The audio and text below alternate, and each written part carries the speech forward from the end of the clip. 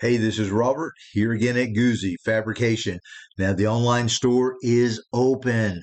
There's a link in the description, tools, supplies, novelties, and I've scored a 10% discount at Yes Welder if you're looking for welding machines, plasma cutters, or all accessories. Use Robert Goozy on checkout.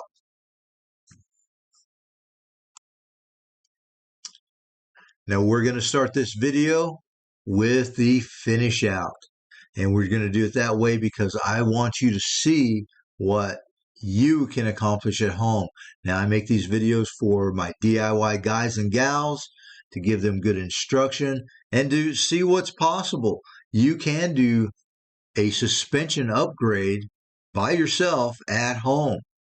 Now, we're going to walk you through all of the steps later in the video of how we accomplish this, changing out the old suspension for the new. And we're going to be doing a front and rear suspension upgrade. Now, these are stock C4 Corvette parts. Now, they make other different types of kits. That's what this one happens to be, but you can apply the same instruction on installation on pretty much all suspension installations. And that's what we're going to do here today. Yes, you can. And we are going to get started and walk you through this whole process. Let's get into the video. And here comes our little 55 GMC Resto Mod project.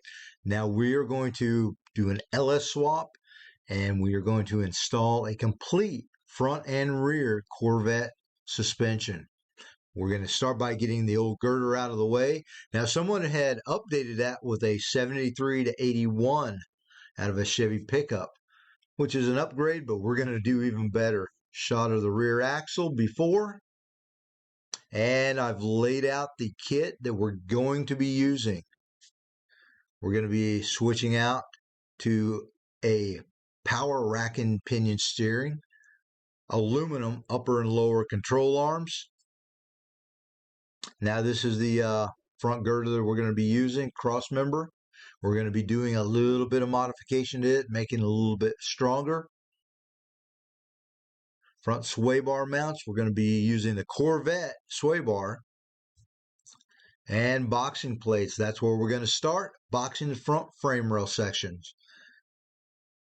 And get this sanded down to bare steel. Now these are the plates that were supplied with the kit. We're going to get these into place. And whenever you're doing this, the front frame rails, nothing is really square. We're going to squeeze this down, get it into the correct position.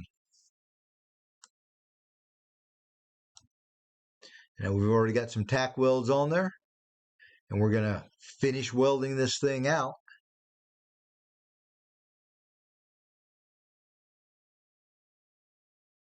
And you can see by the heat signatures, we didn't do a continuous weld. We let the frame rail cool in between welding. And we want to keep everything really nice, flat, and flush. You can see we have the top of the frame rail exactly where we want it. Now we're going to come back and do the side. And we put enough weld on so that now we can roll that edge over. It's going to be beautiful.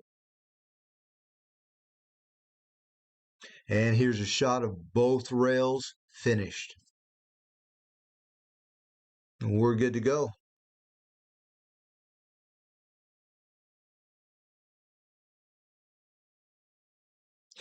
Okay, so I have the cross member tacked into place. We're doing the cutouts for the rack and pinion. And to make sure they're straight, we're going to use this little piece of PVC. And now we're going to get the cutouts welded into place. Box that frame section there also.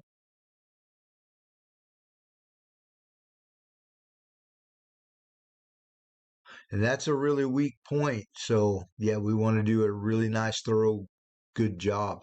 So we're dressing down the area and finishing off with a flap wheel, blending everything in, making some nice radius. And now we're moving to finish out the girder or cross member. And we've made a plate to tie everything in. We're going to do some really nice TIG welds.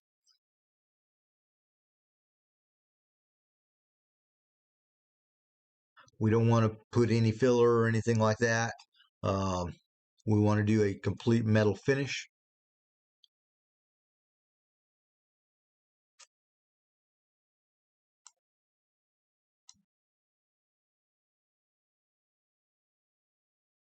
And we're getting it welded into place.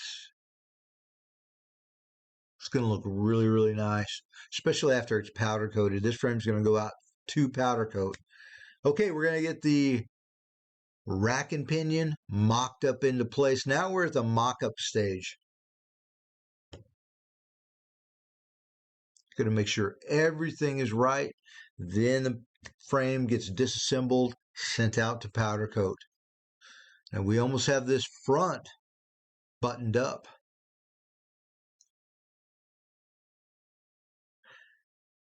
Now I have more in-depth videos on this installation.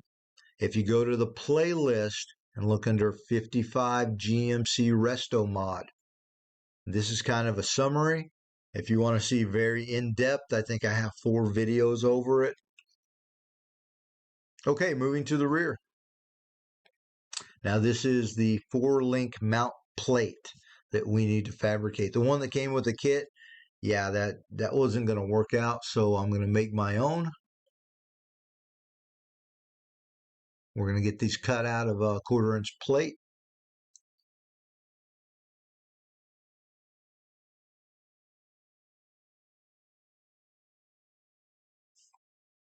Finish them off really nicely.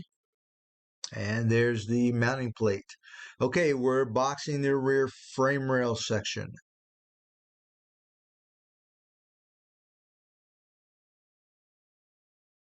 And we're just doing a repeat, get everything tacked into place, make sure it's in the correct position.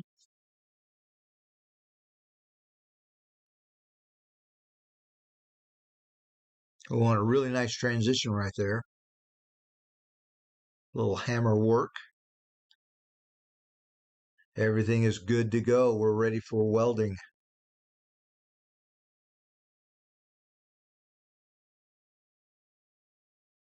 And now in this area, we can just take off and do a continuous weld. We're going to repeat. The main thing is to keep the tool flat. We don't want to gouge it or gouge the metal or round it over prematurely. We want to make a nice 90 degree, and then we want to round over with some 36 grit. That's what we're going to finish it off with. And it's going to turn out really, really nice. And there it is.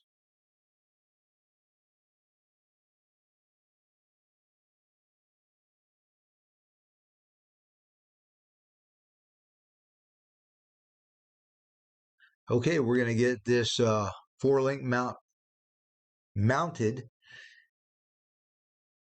And next we have to figure out the length of our 4-link arms. And I'm going to show you a trick to do that. Yeah, the easiest way that I found, PVC.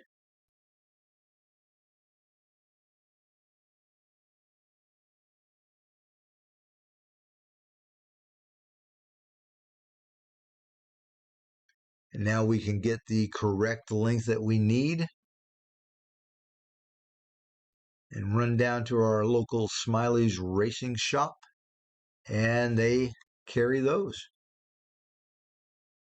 Now that we have the correct length, we can get the rear axle mocked up into place. And then, like I mentioned, everything's going to be disassembled and go out to powder coat.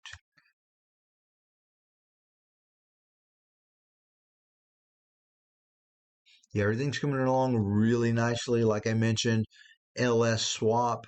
It's going to be a really nice driving, riding truck.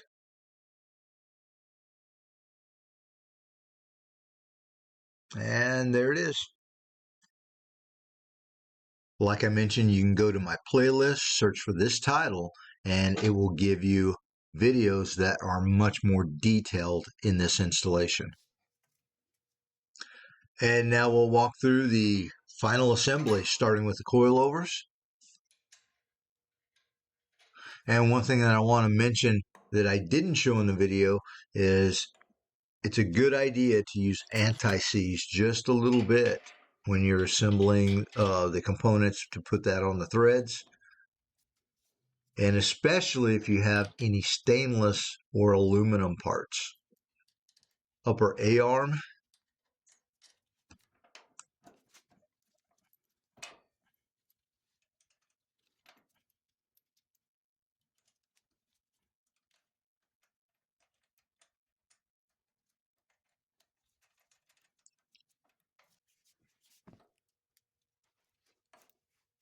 And moving on to the sway bar.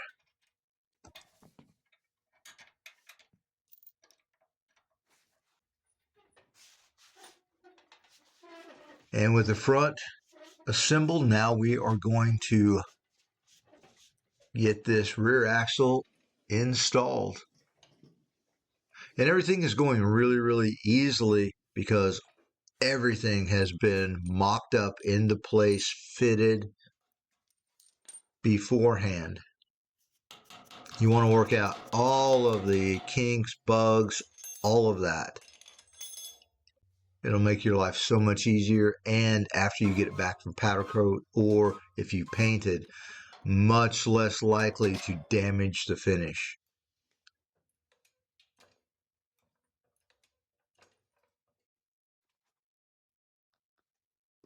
And on some of the bolts, we are using a Loctite.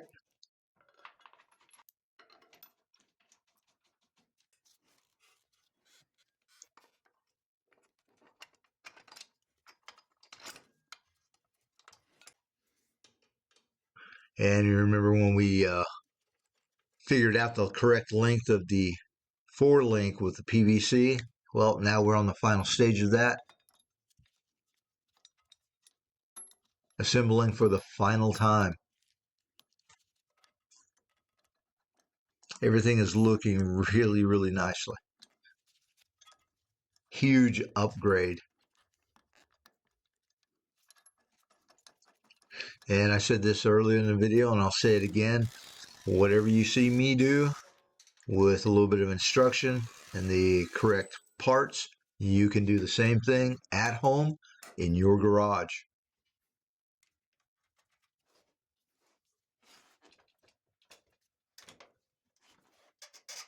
And if you're smart, you can set up a budget and follow that.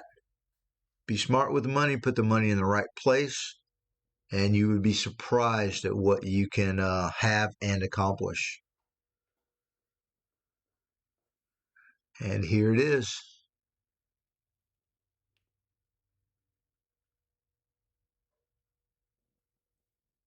We are ready for paint and body.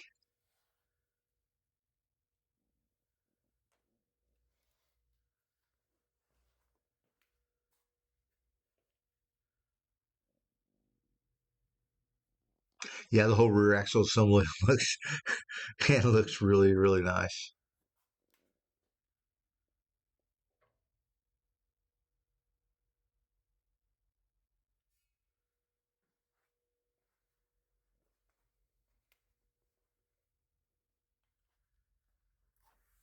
And I'd like to just take a moment and say thank you to all of the people who are supporting us on coffee.com/Guzzi Fabrication, all of our subscribers, all of the people leaving comments.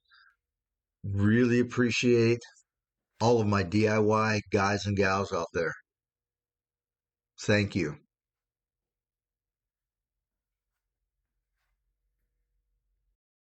Don't forget to like, subscribe, and leave a comment. And as always, thanks for watching.